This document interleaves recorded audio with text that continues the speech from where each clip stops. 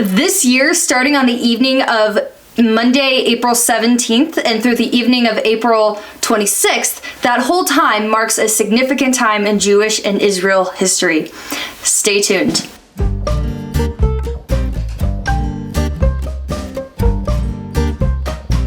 Shalom, this is Zoe, aka That Jew Girl Lew, and I have a special episode today, given that I don't just get to talk about one, but two significant days in Jewish and Israeli history. Today we are going to talk about Yom HaShoa Holocaust Remembrance Day and also Yom HaAtzma'ut Israeli Independence Day. I could have made two separate episodes on these since both topics totally deserve episodes of their own, but due to my own personal schedule and the dates that these 2 days fall on, I have decided to combine them, meaning twice as much learning, and most importantly, you'll find that the two are actually connected. So let's get started on it. And just a side note, I want to be as respectful and honoring as I can as I present this information to you, given the heaviness of the first topic of Yom HaShoa, or the Holocaust. So the Holocaust was the mass genocide of millions of Jews by the Nazi regime during World War II. It began as persecution in 1933 when Adolf Hitler came to power as Chancellor of Germany, and by 1945 over 6 million Jews were killed. And this included men, women, and children. This process was implemented in stages. Segregation, where Jews were forced to live in ghettos away from their communities, and this led to mass shootings, and then eventually it resulted in the concentration camps, or the termination camps, where a majority of the Jews were murdered in the most grotesque and diabolical ways. So the Nazi regime had truly believed in this ideology that the Jews were not human. They saw us as not having human value or racial equality to them, which is called anti-Semitism. And this is a very big word that you hear a lot these days, unfortunately. I remember asking my Nana, who was born and raised in the time of America right after the war, and I asked her if she remembered learning about the Holocaust in school, or like through her parents. And she said that she didn't know about it until she was a lot older, because simply no one talked about it. It was such a shocking thing to most people in America that they just couldn't fathom it. It was such a horrible and grotesque thing that we just didn't want to talk about it. Yom HaShoa was created in the Knesset. So the Knesset is the Parliament of Israel. And in 1951, just a few years after Israel became a nation in 1948, this was passed as an official day of observance. And this happened on April 7th of 1959. This also being the 27th day of the Jewish month of Nisan. This year, it is observed the evening of Monday, April 17th through the evening of Tuesday, April 18th. And just a side note, it's important to understand that Jewish time works a little bit differently than how the world normally tracks it. An entire day is measured from the time the sun sets the previous day and ends when the sun sets the following day. This equals 1 day. So instead of beginning at midnight and ending at midnight, when a Jewish holiday takes place, it begins the evening before. Totally not confusing, but when you think about it, it actually makes sense. So Yom HaShoa is often observed in different ways depending on the region. Jewish communities observe Holocaust Remembrance Day within their local synagogue, whether they are in North America, Europe, or Israel. Candle lighting is also a traditional way to commemorate. In Israel, at exactly 10 o'clock a.m., an air raid siren will sound throughout the entire country, alerting civilians to stop and observe for a full 2 minutes for solemn reflection. It's a time where literally an entire nation just stops. Motorists in their cars will get out of their car when they hear the siren going off. They will pull off onto the side of the road, even on these busy major roadways.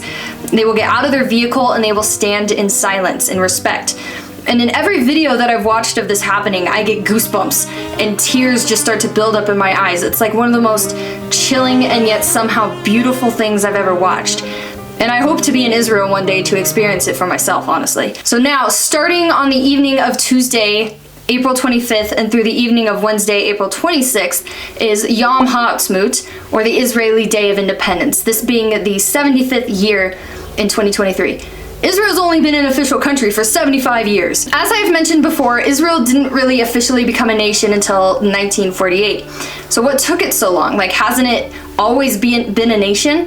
Well, biblically speaking, it was a nation, but on the modern world stage, it wasn't considered one. So what did it take for it to join the rest of the world finally? So, well, the Holocaust and the World War had just ended, for one, but the war wasn't really over for the Jews. On November 29th of 1947, the United Nations adopted something called Resolution 181, also known as the Partition Act, which would separate Palestine into two states, one Arab and one Jewish, with Jerusalem being placed under international control by the UN.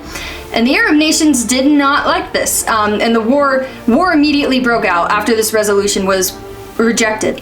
So this war went on for like 2 years, and it ended in January of 1949. Fun fact, the IDF, or the Israeli Defense Forces, they're amazing, was created as a result of this war. But 1 year prior to the actual end of the war, on May 19th of 1948, or on the 5th of the Jewish month of Iyar, a man named David Ben-Gurion read the Declaration of Establishment of the State of Israel, aka Israel's Declaration of Independence, and this was a document that included a description of the Jewish people's history and basically explaining their right to the land of Israel. And this was done at a ceremony that was held in the city of Tel Aviv, where it was signed by members of the Provisional State Council. As I wrote this portion of the video, I listened to the Hatikvah. It was so beautiful. This is why Tel Aviv is considered the capital of Israel, but in Zionism, it is Jerusalem that is the true capital because of its historical significance in both Judaism and Christianity. So Yom HaAtzma'ut is celebrated not too differently than any other Independence Day. There are fireworks, parades, families have picnics and barbecues, Israeli flags are displayed on front porches. How does Yom HaShoa and Yom HaAtzma'ut have to do with one another? So what was left of the Jewish people after the Holocaust? Of course they felt that there was no other place that could be safe for them. Israel became that place for them, as it always had been, and I see Israel as a safe haven for Jews, a place where they can come to when where they wouldn't be persecuted or hated or pushed out of. Even today, Israel still fights this same war, and yet the nation thrives because it is doing what it was created to do, to protect God's people as He protects them. And every single war that Israel has fought, they have won despite the significant size difference of Israel's enemies, all these countries on all of its sides. I mean, that's not a coincidence. So thank you for taking the time to watch this video and learning something new with me today. Shavua Tov.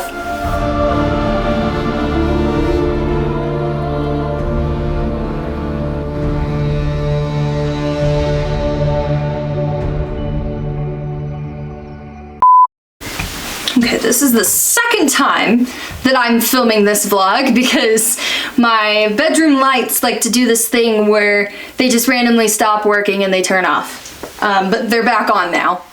So the first video was like dark. And then also, my new mic wasn't even turned on.